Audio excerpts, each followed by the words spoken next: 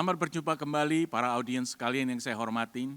Hari ini saya, Raymond Chandrawinata, akan mengetengahkan suatu topik yang cukup bergema di teknologi kefarmasian pada saat ini, adalah suatu teknologi yang kami kembangkan sendiri di Indonesia, yaitu EECP, yaitu Encapsulated Entry-Coated Pellets. Jadi kami menggunakan uji coba dengan menggunakan PPI, yaitu Proton Pump Inhibitor, dan proton pump inhibitor ini memang terkenal dia tidak stabil. Terutama kalau kita gunakan, kita minum, dia masuk ke lambung, dia tidak stabil karena di lambung itu pH-nya 1,2, terlalu asam, sehingga gampang sekali terprotonisasi. Sehingga kalau proton pump inhibitor ini terprotonisasi di dalam lambung, maka dia akan terinaktivasi sebelum dia bekerja di tempatnya, yaitu mestinya kembali ke lambung, tapi dia mestinya harus diabsorpsi dahulu. Maka itu kita menggunakan sistem yang disebut sebagai entry coating, yaitu memberikan coating, memberikan perlindungan terhadap obatnya sendiri supaya dia bisa nanti diabsorpsi bukan di lambung sendiri tapi di usus halus. Slide ya. Nah ini kita lihat entry coating para audiens sekalian ya. Jadi kalau entry coating ini memang banyak digunakan untuk obat-obatan yang memerlukan proteksi dalam lambung atau kita memproteksi lambung sendiri supaya dia tidak terlalu banyak mendapat masalah dari obatnya sendiri. Jadi entry coating ini misalnya saja dia bisa melindungi lambung supaya dia tidak menimbulkan iritan ya. Kemudian entry coating juga bisa digunakan untuk memfasilitasi absorpsi supaya obat tersebut tidak diabsorpsi di lambung tapi distal, misalnya di usus halus, di duodenum dan lain-lain ya. Nah, untuk itulah slide berikutnya kita lihat bahwa memang saat ini entry coating ini mempunyai banyak sekali penelitian. Salah satunya adalah bukan hanya sebagai coating biasa, tapi justru sebagai perbaikan daripada bioavailabilitas daripada suatu obat ya. Jadi bukan hanya coating tapi proteksi, tapi juga justru bagaimana kita bisa meningkatkan bioavailabilitas obat tersebut ya. Nah, kita lihat di sini ada dua macam obat, saya hypothetically yang saya ngambil A dan B. Yang B itu kita lihat dia absorpsi tanpa ethylene coating, langsung intermediate release terjadi di lambung.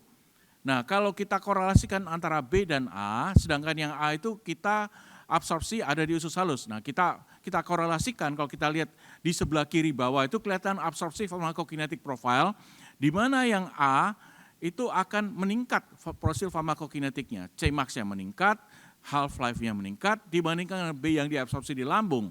Sehingga dapat dikatakan bahwa kalau dia di entry coated, obat tersebut akan meningkatkan profil pharmacokinetik absorpsi di usus halus sehingga mula kerjanya dan cara bekerjanya sampai Cmax, Tmax, T half-life akan meningkat dibandingkan dan kemudian bioavailabilitasnya meningkat dibandingkan kalau obat tersebut diabsorpsi di daerah lambung seperti yang kita lihat di B tersebut ya.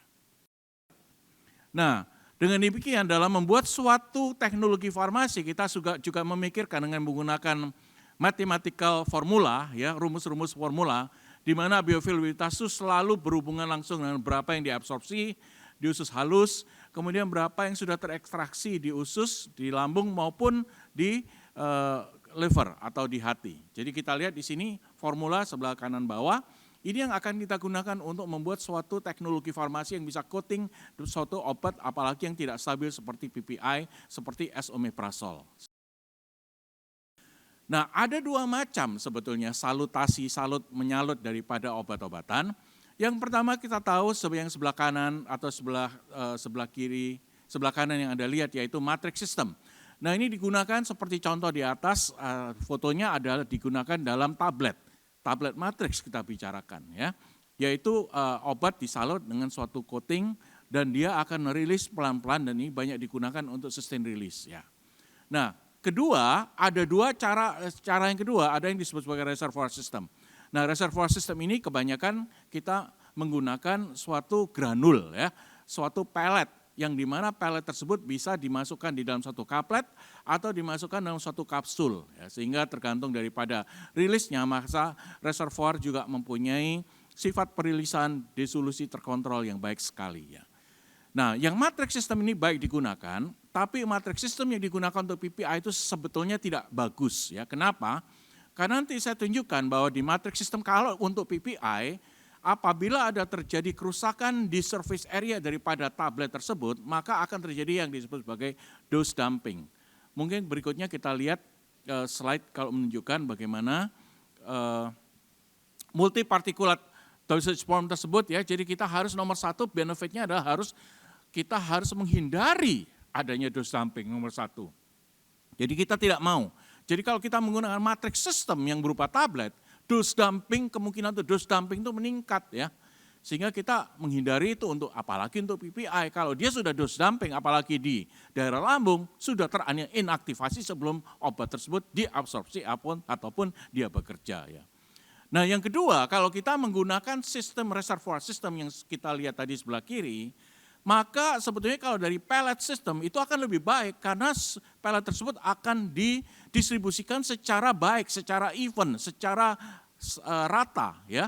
Dan residence time di lambung kemudian dia akan masuk ke dalam stomach, ada delayed release-nya, dia masuk ke dalam usus halus sehingga delayed release itu akan membuat dia akan dirilis, diabsorpsi dan rilis pelan-pelan ke dalam darah dan mencapai sampai 12 sampai 14 sampai 16 jam ya. Nah, ini yang makanya kita kemaui reservoir system itu lebih baik daripada matrix system. Yang pertama kita harus menghindari adanya dose dumping yang biasa banyak digunakan untuk matrix system. Nah, apalagi untuk PPI itu tidak baik sekali kalau sudah dose dumping terjadi ya. Makanya kita dalam mengembangkan teknologi tersebut kita memilih untuk reservoir system yang disebut sebagai encapsulated entry-coated pellets.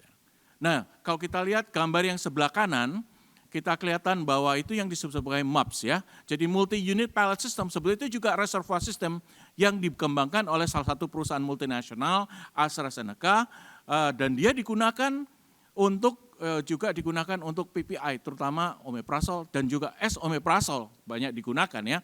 Namun teknologi tersebut sangat baik sekali dan kami tidak mau mengcopy teknologi tersebut karena kami para saintis Indonesia mempunyai kebanggaan sendiri untuk membuat suatu teknologi yang memang khas di DEXA Group ini dikembangkan di Indonesia oleh para saintis Indonesia untuk para dokter Indonesia dan para dokter dunia agar juga menggunakan encapsulated entry-coated system yang dikembangkan di tanah air sendiri. Jadi kita harus bangga bahwa saintis Indonesia bisa mengembangkan teknologi yang tidak kalah dengan yang dikembangkan oleh orang-orang di luar negeri termasuk di Eropa seperti MUPS ini. Slide menunjukkan ini kalau kita bicara mengenai multi-particulate modified release yang termasuk diantaranya adalah ECP, encapsulated entry-coated pellets. Kita lihat di sini reservoir system sebelah kiri, ya di situ ada obatnya. Kemudian pada waktu jam meningkat, time sama dengan 0, kemudian waktu sama dengan 1 atau 2 jam, pelan-pelan obat tersebut akan dirilis dari reservoir system tersebut. Nah, dan ini akan baik sekali karena bentuknya pellet. Kalau pellet itu bagaimana? Pellet itu akan meningkatkan surface area permukaan di mana dia diabsorpsi. Maka pelan-pelan sekali kita lihat bahwa obatnya akan dirilis ke dalam darah setelah diabsorpsi, kemudian mempunyai profil farmakokinetik dan farmakodinamik yang baik sekali. Nah ini beda kalau kita menggunakan tablet matrix, ya matrix system. Kita lihat slide berikutnya menunjukkan apabila ada matrix system yang baik sekali, namun kalau kita tidak benar dalam memformulasikan dan memproduksinya, ada cuil ya kita bicarakan ya, ada kerusakan di surface area, di area permukaan, seperti yang kita lihat di gambar ini ya, di bagian tengah itu kelihatan ada kerusakan di dalam surface-nya, maka akan terjadi dose dumping. Semua dosis daripada obat tersebut tidak akan terproteksi lagi, maka dia akan menjadikan obat tersebut terinaktivasi, apalagi kalau di PPI, dan ini terjadi di asam lambung. Kenapa? Dose dumping ini banyak terjadi asam lambung. Kenapa? Keasaman daripada lambung tersebut yang memungkinkan di mana coating tersebut akan mengalami kerusakan sehingga dose dumping gampang terjadi. Apa yang terjadi kalau kita menggunakan PPI di situ? Esomeprazole kalau dose dumping di dalam tablet matrix, maka esomeprazolnya terinaktivasi, dia tidak akan bisa masuk residence time, masuk ke dalam usus halus, tidak akan diabsorpsi karena semuanya sudah diinaktivasi di daerah lambung. Jadi makanya kalau gitu demikian para audiens yang saya hormati ya. Jadi multi particle pellets ini ada yang lebih baik. apalagi dikembangkan di tanah air oleh para saintis Indonesia. Kita harus bangga bahwa bangsa kita sudah bisa mempunyai teknologi yang begitu tinggi yang tidak kalah dengan luar negeri.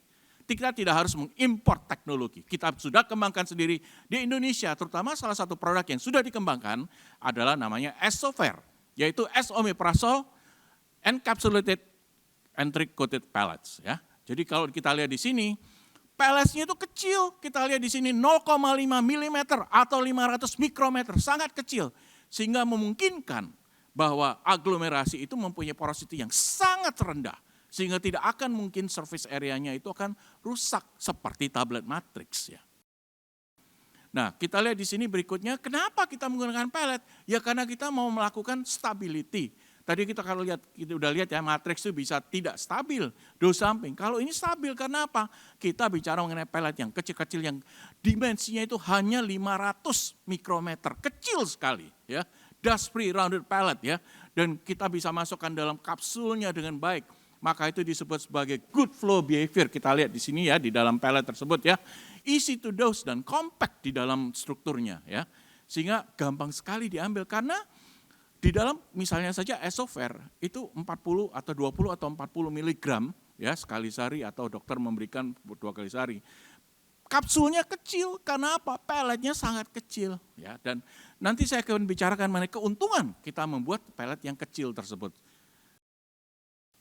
Nah ini kelihatan, kenapa S-Omeprazole kita ambil? Karena secara farmakokinetika, kita lihat di grafik sebelah kiri, S-Omeprazole itu mempunyai plasma concentration yang paling tinggi di antara racemic omeprazole maupun R-Omeprazole. Ya kita lihat di situ tuh sampai 1.500 ya mikromol per liter. Kita lihat di sebelah kiri ya, kita lihat di sini bahwa memang kelihatan bahwa S-Omeprazole itu farmakokinetiknya mean plasma concentration-nya itu paling tinggi. Dan kalau kita lihat di sini, bagaimana dia bekerja, yaitu menginhibisi atau menghambat daripada proton pump atau yang disebut sebagai HK-ATPase, itu juga S-Omeprazole mempunyai penghambatan sampai hampir 91%, yang lebih tinggi dibandingkan dengan omeprazole maupun R-Omeprazole. Jadi kita memilih S-Omeprazole ini supaya kita memilih proton pump yang terbaik dalam profil farmakokinetikanya. Dan juga secara kimiawi. Ya. Nah, mengapa kita harus melakukan rasionalisasi kepada delayed release dan encapsulated entry coated pellets itu dipakai untuk supaya kita mempunyai delayed release. Jadi artinya pada waktu dia masuk ke dalam lambung, dia tetap terproteksi, ada delayed release, dia rilisnya harus di usus halus. Jadi kalau kita lihat, nah ini yang kita lihat di sini ya, kalau sebelah kanan kelihatan bahwa yang hitam itu adalah menunjukkan immediate release, grafik yang merah itu menunjukkan delayed release. Jadi ada delayed time, residence time sebentar di lambung, kemudian dia masuk ke usus halus. Jadi ada delay dalam absorpsi dan akhirnya delay dalam masuk ke dalam farmakokinetika secara farmakokinetika di dalam darah. Jadi bioavailabilitasnya sama, tapi beda di farmakokinetik, beda di Tmax, beda di half-life ya. Nah dengan demikian, kembali lagi kalau kita memilih di antara para PPI itu ya, baik dari ada yang namanya esomeprazole, rabeprazole, omeprazole, lansoprazole maupun pantoprazole, kelihatan di sini kalau kita bicarakan mengenai pH itu naik sampai di atas 4, maka esomeprazole itu mempunyai lama waktu yang paling panjang di antara semua PPI itu ya, sampai 14 jam ya. Kalau kita bicara mengenai peningkatan pH di atas 4 yang baik sekali ya, agar supaya relief, jadi lambungnya menjadi enak ya untuk indikasi GERD dan lain-lain atau disfungsi indigestion dan lain ya. Jadi esomeprazole itu adalah yang terbaik untuk residence time dan juga waktu untuk meningkatkan pH di atas 4 sampai 14 jam yang paling tinggi. Bahkan pantoprazole hanya 10 jam ya. Makanya esomeprazole itu obat yang baik dan sangat ideal untuk indikasi-indikasi tertentu ya. Nah, ini kembali lagi S-Sofer yang dikembangkan oleh para saintis di Indonesia, kebanggaan kami semua, itu sebetulnya adalah kembali lagi EECP, Encapsulated Entry Coated Pellets ya. Jadi ini adalah formulasi yang advance, yang paling state of the art, yang paling maju, yang dipunyai oleh Indonesia saat ini. menggunakan sistem delay release ya, di mana entry coated-nya itu akan memproteksi sehingga absorpsi tidak terjadi di gaster, tidak di lambung, tapi terjadi di usus halus. Dan karena itu dia akan terproteksi dari adanya asam pH 1,2 yang pada waktu kita ambil masuk dalam lewat esofagus masuk ke dalam lambung. Ini adalah teknologi yang tertinggi, yang tercanggih, yang dipunyai oleh bangsa Indonesia saat ini, memang dikembangkan di Indonesia sendiri untuk keperluan pasien-pasien kita di Indonesia. Nah, berikutnya kita lihat bahwa kalau misalnya pellet itu bisa dirubah dan dia bisa mempunyai problem, bisa terjadi kalau pelletnya tidak diformulasi dan didesain dengan baik. Ya.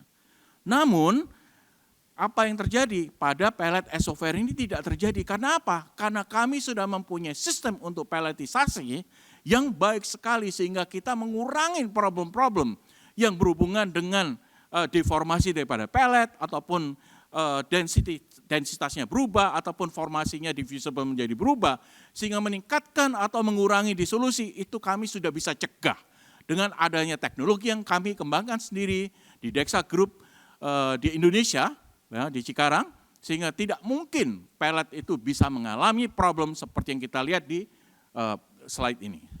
Berikutnya. Nah ini kenapa yang saya katakan demikian bahwa pellet itu sudah diformulasi dengan baik sekali. Kita lihat di sini, nomor 1 size-nya sangat kecil sekali, 500 mikron. Ya, 500 mikrometer, kecil sekali. Sehingga kita memungkinkan untuk menggunakan kapsul yang sangat kecil. Ya. Kemudian kalau kita lihat yang gambar sebelah kanan, kita lihat menunjukkan bahwa spare itu sangat baik sekali seperti bola basket, seperti bola sepak bola. Hanya ini lebih kecil, 500 mikron. Dan sphere-nya, bentuk bolanya itu sangat baik sekali. Tahu dari mana? Ya karena kita sudah melakukan scanning elektromikroskopi, pencitraannya. Kami dengan jelas bahwa para saintis juga sudah menggunakan formulasi ini dengan baik sekali dan dengan desain yang baik. Sehingga tidak mungkin pellet yang kami kembangkan itu mengalami problem seperti yang Anda lihat pada slide sebelumnya. Nah, dengan demikian, nah ini contoh lagi gambar yang baik sekali berapa kecilnya pellet dan masuk ke dalam kapsul yang sudah disediakan, kapsulnya juga kecil. Sehingga kalau kapsul kecil itu tidak akan mempunyai atau tidak akan memberikan problem pada pasien-pasien yang susah untuk menelan karena kapsulnya cukup kecil. Ya. Kemudian yang penting sekali ya juga karena dia sudah di-coating dan baik, dia bisa melakukan fast release dari API-nya yaitu esomeprazolnya ya lewat entry coated pada waktu dia mencapai di usus halus. Dan yang paling penting juga karena pelletnya sangat kecil mikro 500 mikron maka dia juga bisa diberikan lewat nasogastrik tube pada pasien-pasien yang mengalami masalah dengan penelanan di mana dia harus diberikan terindikasikan penggunaan tuba nasogastrik. Pellet ini sangat ideal. Bayangkan kalau kita menggunakan tablet matrix, tidak boleh digerus tabletnya karena itu akan mengalami dose dumping dan lain-lain. Maka penggunaan pellet seperti Esover ini, encapsulated entry coated pellets akan sangat ideal bagi pasien-pasien tersebut. Nah, ini kita lihat kita tunjukkan bahwa pelletnya sangat kecil, dia bisa lewat selang nasogastrik tuba itu ya, mudah sekali. Dan ini memang bagian daripada banyak sekali penelitian bagaimana ya kita bisa memberikan suatu obat-obatan lewat nasogastrik ini. Banyak sekali penelitian di bidang ini dan akhirnya salah satu ya melewat pellet ini. Tidak mungkin kita gunakan tablet matrix karena itu akan merusak daripada obatnya sendiri ya. Jadi kita pellet ini sangat ideal diberikan lewat nasogastrik tube ya. Silakan. Dan ini caranya ya kalau kita mau memberikan secara nasogastrik tube ya. Pertama dibersihkan dulu dengan air ya. Airnya harap tidak ada karbon di dalam airnya, jadi air biasa ya. Kemudian di-stir, diaduk, kemudian diberikan pada pasien atau bisa dilewatin pada nasogastrik tube tersebut ya. Nah, itu dua cara yang paling gampang untuk memberikan pasien-pasien yang susah menelan atau pasien-pasien yang harus diberikan dengan indikasi nasogastrik tube tersebut ya. Nah, bagaimana profil daripada teknologinya sendiri? Nah, ini kita lihat di sini, comparative dissolution pada pH 5,5, yaitu yang memimik, yang menyerupai keadaan di usus halus. Kita lihat di sini, kita lihat bahwa disolusinya baik sekali untuk pelet-pelet tersebut yang sudah di-entry-coated. Jadi kita lihat di sini bahwa Esover ya ini 40 mg kami gunakan pada waktu percobaan ini menunjukkan bahwa profil disolusi yang baik sekali yang tidak kalah dengan teknologi yang dikembangkan di luar negeri. Yang biru itu teknologi dari Indonesia, yang merah teknologi luar negeri. Sama baiknya, tidak kalah baiknya. Tidak kalah dengan teknologi yang dikembangkan di luar negeri. Ya. Kita harus bangga karena saintis kita ini sangat pandai. Sudah pintar menemukan suatu teknologi baru yang membawa obat-obat dihantarkan dengan cara yang lebih baik lagi dan tidak kalah dengan apa yang sudah dikembangkan oleh orang-orang saintis di luar negeri. Slide berikutnya kita tunjukkan kalau tadi disolusi sekarang profil farmakokinetika. Nah untuk itu kita harus melakukan uji klinik. Nah ini adalah hasil uji klinik pada subjek-subjek yang menerima daripada Esover tablet dibandingkan dengan teknologi MUMS yang tidak dikembangkan di Indonesia. Nah kita lihat di sini yang merah itu adalah teknologi Indonesia, yang hitam itu adalah teknologi luar negeri. Kita lihat di sini bahwa teknologi yang digunakan encapsulated entry-coated pada Esover tidak kalah dan sama baiknya. Artinya apa? Cmax-nya sama, Tmax-nya sama, half-life-nya sama, sehingga kedua-duanya bisa interchangeable secara farmasetika. Dapat dikatakan bahwa Esover ini bisa menggantikan dengan teknologi yang serupa dari luar negeri. Jadi, dan yang paling penting, mana delay release-nya? Slide berikutnya kita tunjukkan bahwa disitulah delay release menunjukkan bahwa coating entry-coated pellet ini memang benar-benar bekerja, dia mendelay release sampai ke 12 jam ya. Di situ kelihatan bahwa 12 jam secara farmakokinetika dia sudah menurun dan sudah mencapai landai, mencapai basalnya. Nah berikutnya kita lihat, tuh kalau gitu apakah 12 jam itu cukup diberikan 1 kali sehari? Cukup sebetulnya, karena apa? Karena pada waktu dia sudah diabsorpsi lewat usus halus, kemudian dia akan bekerja di lambung di mana dia harus menghambat HK-ATPase atau yang kita tahu sebagai proton pump. Makanya disebut sebagai proton pump inhibitor. Proton pumpnya itu di mana? Di sel-sel parietal yang ada di dalam gaster. Nah disitulah dia akan bekerja dengan biological half-life lebih dari 12 jam, 14 sampai 18 jam.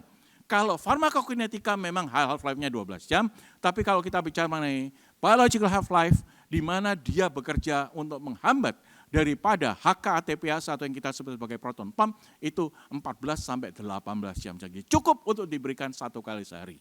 Apabila para dokter klinisi membutuhkan 2 kali dalam 1 hari, juga boleh tetap biological half-life-nya tidak berubah, tapi efikasinya akan bertambah karena lebih banyak lagi proton pump yang akan dihambat oleh Esover. Silakan. Jadi para hadirin yang saya hormatin, para audiens pada hari ini, kami sudah mengembangkan suatu teknologi baru, teknologi sediaan encapsulated entry-coated pellets yang sudah dikembangkan di Indonesia.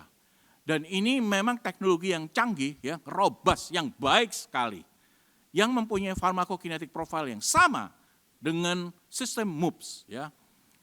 Kemudian banyak sekali keuntungan kita menggunakan ECP ini, antara lain nomor 1, dia kapsulnya kecil dibandingkan dengan tablet matrix yang mempunyai dose dumping dan mungkin tabletnya lebih tinggi, lebih besar. Kemudian dia akan fast release, mempunyai waktu rilis di usus halus yang cepat sekali karena memang coatingnya itu bisa dirilis dengan cepat. Dan yang paling terakhir, keuntungan yang paling penting adalah dia bisa digunakan untuk pasien-pasien indikasi nasogastrik. Ya, apabila digunakan pasiennya tidak bisa menelan, tidak bisa swallow, maka sangat mudah sekali untuk diberikan secara nasogastrik tube. Saya rasa itu yang saya bisa bagikan pada hari ini. Terima kasih, salam sejahtera buat kita semua.